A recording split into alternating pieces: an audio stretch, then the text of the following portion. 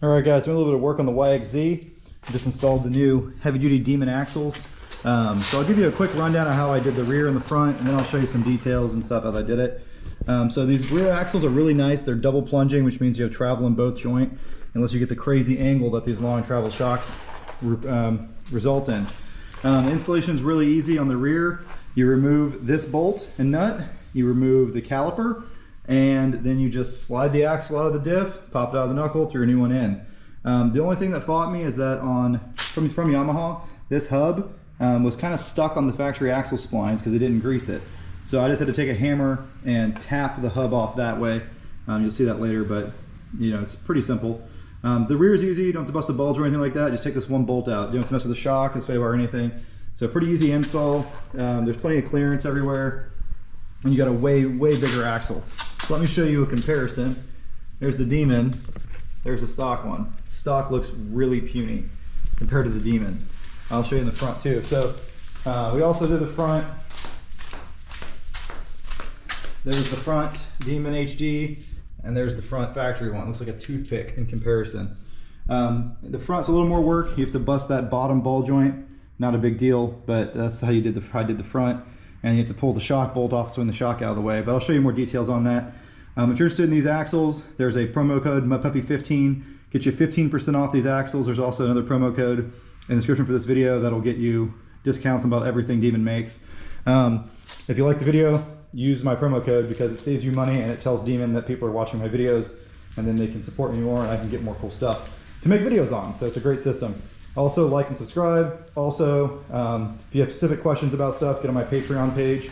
Link in the description. It's all Mud Puppy on Patreon. It's nice. I have this really tall floor jack with an extension on it. Highly recommend that for doing any work on a side-by-side. They have so much down travel that if you don't do that, you end up bending over and working near the ground, which is not comfortable. Get it up a little higher. You can sit on a chair and be comfortable while you're working on it. I installed both these axles in about 30 minutes, and that includes the time it took me to film the video and do a lot of talking, so it's a very easy thing to do. I'm gonna flip around and do the other side now. I upgraded all 4 axles because the factory axle, these things are puny. My buddies have told me that they've broken rears, so I want to do the rears, and I already had a front axle clicking. And this thing's all stock, pretty much, tuned and heavy flywheel, running 28-inch Aztecs, and the stock axles did not like it. So one thing that's nice about the YXZ, same axle left and right on the front, and same axle left and right on the rear. So you can bring 2 axles with you, you got spares for the whole machine. So that's pretty convenient. Usually, to change axles on the front of one of these guys, the easiest thing to do is to pull these 2 bolts, drop the controller arm out of the way, loosen the shock, and then pull the nut, and you can slide the axle out. I know from previous experience on that side of the YXZ, these bolts are kind of a pain in the butt to get out. So I'm actually just going to break the lower ball joint. So to do that, you just take the cotter pin out, take the nut off, put the nut back on hand tight, and then hit it with a hammer. I'll show you how I do it. That's the best way to break ball joints without damaging this boot or damaging those threads. So we'll show you how to do all that. It should be a pretty easy install, but we'll see. So that's a pretty big nut on that axle shaft, so I'm gonna get the big impact. Yeah, 32, all right, 32 millimeter. Sick.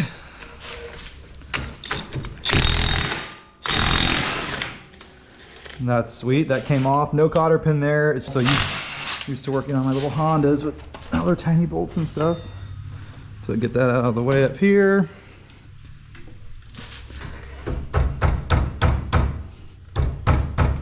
So that's stuck on there pretty good. You need to find a way to motivate it. Motivation device. So I'm filming with the new GoPro Hero 10, by the way. It just came in the mail. Interested to see how this thing's gonna be. I haven't tried a 10 yet. I got it off. It was just really seized on these splines because, of course, Yamaha doesn't put any lubrication on the splines. They're totally dry. Just another example why you should buy a Honda. But I was able to get it off using 2 hammers. I just put one hammer here and hit one hammer with the other hammer and hit on the spots that are supported by the hub. Hope you can see what I'm pointing at. This new GoPro is missing the tall frame I like, which is a, you know, usually you have 1080 by 1920. The frame that I like to use is 1440 by 1920, so it's taller. This GoPro is missing that, so that's the first strike for it. So anyways, we got that off using hammers. I didn't want to use my puller and tear that up, and there wasn't a good place to grab on that shaft, unfortunately. But you know, we made it work. So now we got to pull off this cotter pin and bust the lower ball joint, which coincidentally also involves a lot of hammering. So changing axles is a very hammery job. Shout out to Orlando Import Auto Specialist for providing me with these excellent snap-on pliers, the only premium tools that I own. So take that off and then put it on a little bit. That way if you miss the control arm, you can protect the threads. Then you just take a good sized mallet and you hit right here, that way and down a little bit, and that'll loosen up that ball joint.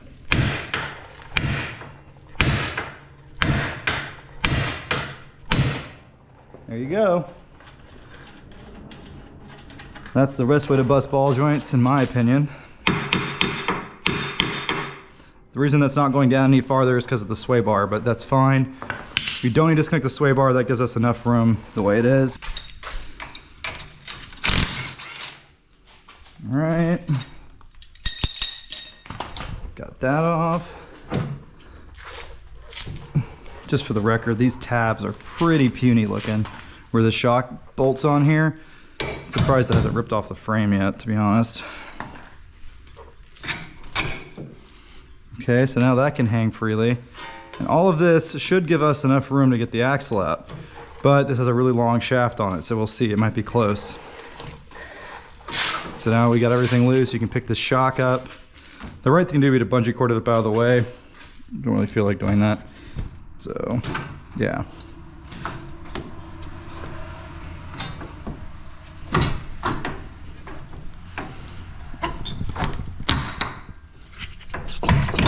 Bam! Axle is removed. So that came out pretty easy, as expected.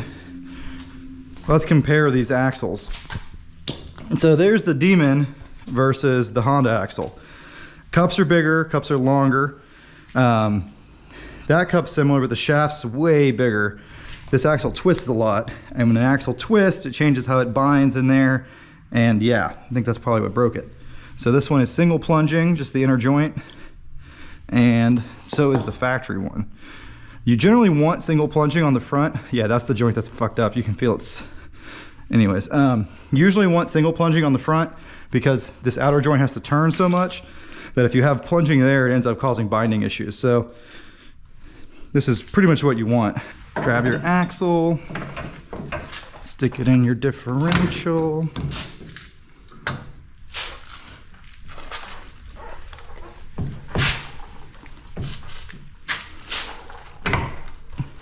Boom, axle stabbed in the diff, just pop it in like so. Get this out of the way again. Get up as high as you can. Push the axle all the way in. And get it in the bearing. A little tight, but definitely doable with how I remove stuff. Obviously, you could remove the sway bar and a couple other things like that to get yourself some more room to make this easier. So now it's in four-wheel drive, and I spin this wheel to spin the axle the other way, which will let it line itself up in the bearing. See? Okay, and then put the ball joint back in the hole. All right, that's that. We'll install our shock bolt to hold everything else up at the right level. Don't forget to put the nut on that later. Go ahead and install our ball joint nut back on there.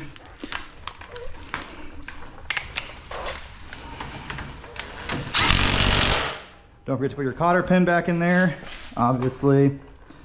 And while we're thinking about it, let's go ahead and tighten up the shock. No reason not to right now.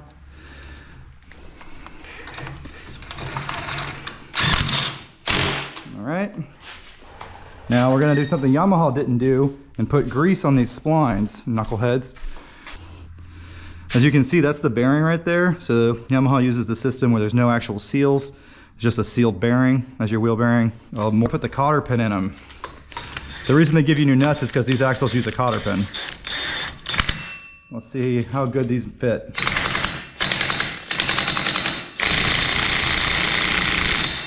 You want that to be real tight. Oh, look at that. Good job, Demon. It lines up perfect. Very nice.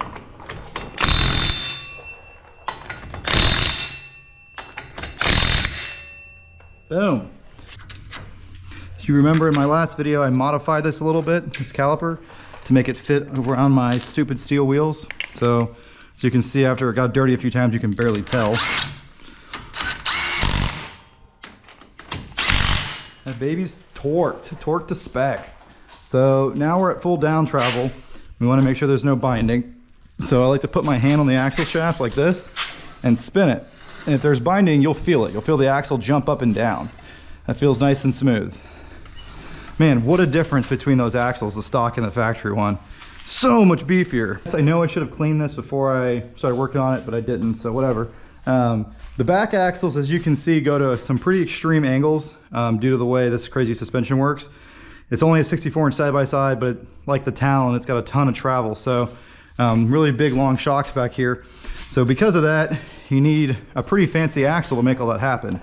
So I know the new Demons in the rear are double plunging. I'm interested to see if these factory Honda ones are also double plunging.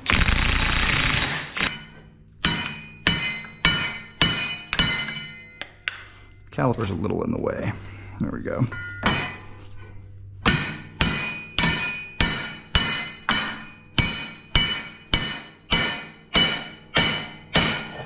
All right. Nice and dry. Thanks, Yamaha, for lubricating nothing. So that's interesting. There's a spacer behind the hub on this one. That is very good to know. Okay, so now we got that out. Pull this bolt back out.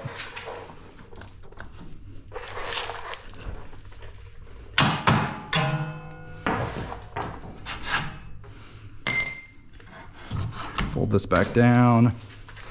Pop this back out of the diff.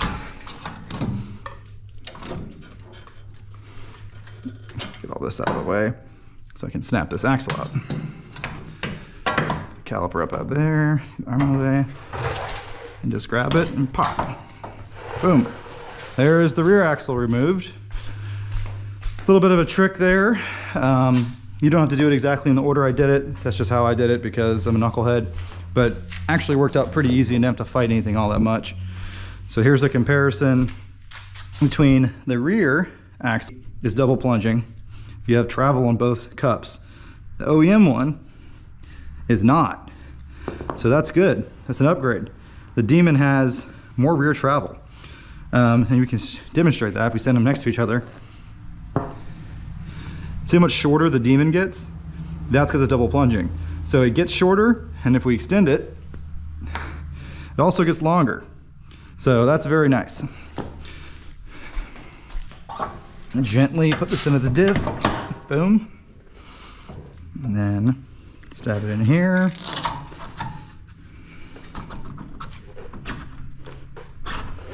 Boom.